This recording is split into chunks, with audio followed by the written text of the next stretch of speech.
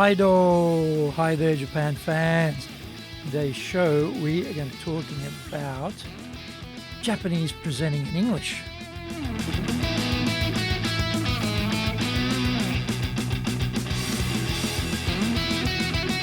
Present Master Shimashou.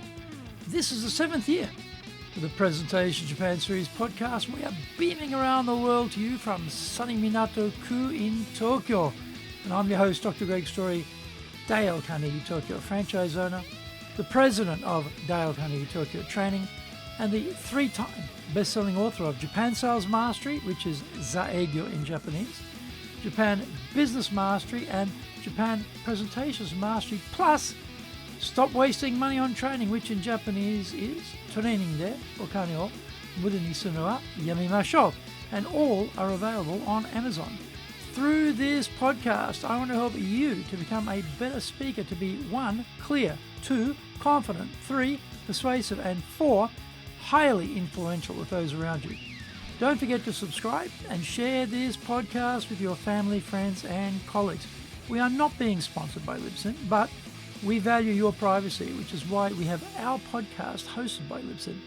Unlike many other hosting organizations, Libsyn have a strict policy that does not allow access to your private information by anyone.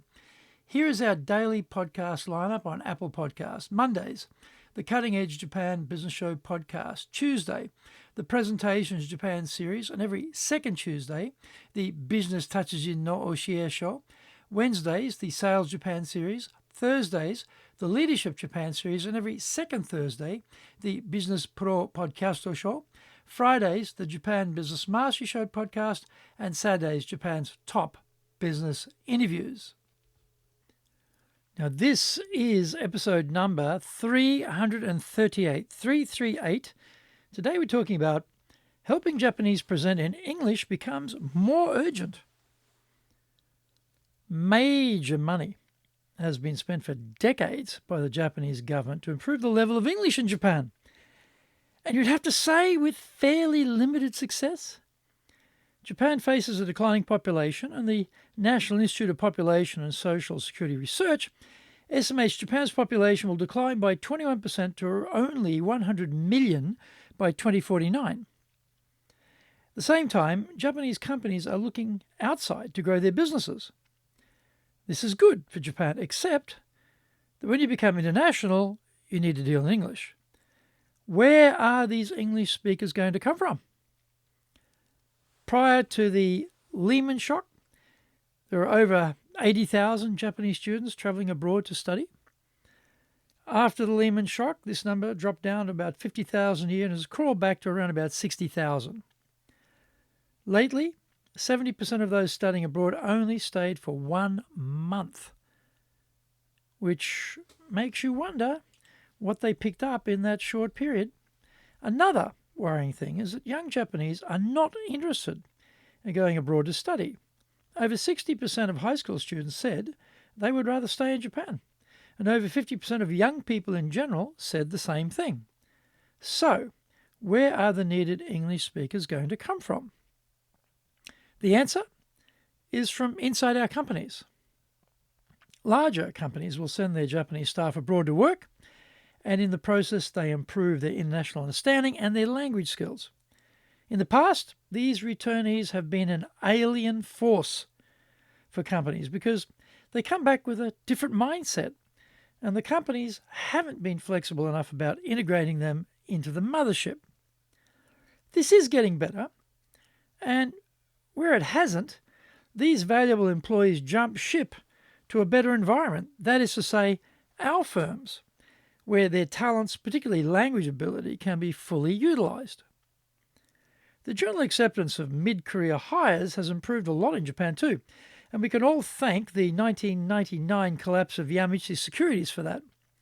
A lot of loyal, lifetime employees were thrown out on the street and were picked up by other companies, reducing the stigma attached to mid-career hires. The Lehman Shock in 2008, the triple disaster of earthquake, tsunami, and nuclear reactor meltdown in 2011, and the pandemic since 2020 have all continued this trend of people losing their jobs through no fault of their own. Mid-career hiring has continued to be more accepted as a function of the modern world, and this gives all of us better access to English speakers moving companies. English language lessons are often prevalent inside organisations as they work to help their staff do better in communicating with the outside world and with staff in Japan from overseas. The problem for some of them, though, is no amount of English language lessons will convince them to speak up in meetings or to volunteer to present in English. This is where they need additional help. Find out more. We come back from the break. Today's show is brought to you by our public courses, but we also are doing custom in-house programs. We do them in both Japanese and English. We do them in our super safe classroom and live online. Today's show is being brought to you by, on the 18th of May, we'll be doing our Leadership Training for Managers program. Everything is in a box here that you need for leadership. Everything is in this box. You do this program, you cover everything you'll ever need, and it's all the practical stuff you need as a leader. Performance assessments, coaching, communication, dealing with mistakes, delegation, innovation, planning. Everything you need is in that program. On the 9th of June, we'll be doing our Winning with Relationship Selling program. This is the premier training program on selling. Relationships are key between buyer and seller. Yes, you've got to have all the knowledge about the sales process, but you've got to have that relationship too. So, how do you get that? This program, 9th of June. Also on the 9th of June, we're doing our Dale Carnegie course, and also we do it again on the 11th of June. This is our flagship program. How to come out of your comfort zone, expand your horizons, how to grow as an individual, change mindset, better leadership, better communication, better people skills, better stress management skills, all wrapped up in one program. Excellent course. Recommend this one to everyone. On the 15th of June, we're doing our High Impact Presentations course. 2 days, 2 instructors, everything videoed. Phenomenal program. Massive coaching in this one. Cannot miss it. This is how you become persuasive. This is how you stand out from the crowd of people who are hopeless in presenting, and you look like an absolute rock star, which you will be actually at the end of this course. Excellent program. Go to our website at www.dale-carnegie.co.jp. Lots and lots of value there for you. To do better in Japan, email me at greg.story@dalecarnegie.com. If you like learning by watching videos, then we have nearly 2,000 there for you on Tokyo, Japan, Dale Carnegie TV on YouTube. We release 3 TV shows every week on YouTube. The Cutting Edge Japan Business Show, that's the premier business show on Japan, every Monday, Tokyo time. Fridays, we have the Japan Business Mastery Show, and on Saturdays, we release Japan's top business interviews, where I interview leaders from small, medium enterprises all the way up to the corporate captains of industry on one topic, leading in Japan. Every second Thursday, we release the Business Pro TV Show. Get my best-selling books on business in Japan, the Bible on selling, Japan Sales Mastery, Zaegyo in Japanese, Japan Business Mastery, Japan Presentations Mastery, plus Stop Wasting Money on Training, which in Japanese is Training de Okane wa mura ni suru wa yamemashou, and all are available on Amazon. Welcome back. When forced to present in English, the reflex action is to put all the text up on the screen so that they can read it to their audience. If that isn't possible, then they print it all out and read it word for word while diligently looking down at the script, ignoring the audience altogether. Painful is the main word to describe this experience for those on the receiving end. Why are they destroying their presentations in this way? The simple answer is perfectionism driven by fear. This is a country of no defects, no mistakes, and no errors. Making a mistake while speaking English, therefore, is not possible. The loss of face unimaginable. So all manner of artifices have to be employed to avoid this inadequacy. For the foreigners listening to mistakes made in English by Japanese speakers, this is usually nothing to worry about. We are coming from multicultural societies and are used to non-native speakers making pronunciation errors and grammatical mistakes.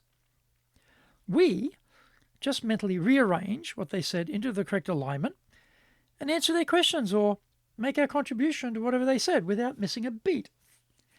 Basically, we are not demanding linguistic purity or perfection. This need is all in the heads of the Japanese when speaking in English. We must help them by giving them the freedom to make mistakes, to free them from the chains of grammar, to overlook the butchering of certain words when spoken out loud. We need to encourage them to concentrate on communication and not language. What I mean by that is putting their passion behind what they say, to speak a little louder than normal in order to sound more confident, which helps with the credibility of what is being said. To employ pauses to moderate their speaking speed in case they get nervous and start prattling along. To use the slide as a prompt and speak to the point with English they have rather than losing their audience by reading off the screen or script. To try and engage their audience by making eye contact for at least 6 seconds, and to try and make eye contact with as many in the audience as possible during the course of their talk.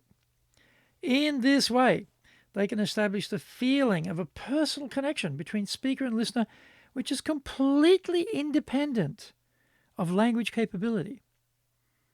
To employ gestures to strengthen the point they're making and to not feel self-conscious about doing so.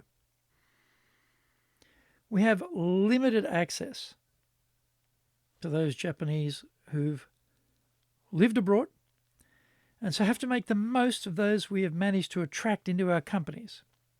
Whatever level of English they have has to be worked on beyond English language classes to enable them to present in a professional manner. If this support is there, then they will become more comfortable dealing with foreign colleagues and speaking in English. They will become fully functioning members of the team and able to work across borders and language barriers. Did you get value from today's show? If you did, then share the love around with your family, friends, and colleagues. Don't forget to subscribe and share this podcast. Until the next episode, go out there and apply the learnings from today and become a presentations legend amongst your circle. Thank you for joining me, and please tune in next week. Remember, I'm in your corner, committed to your success here in Nippon.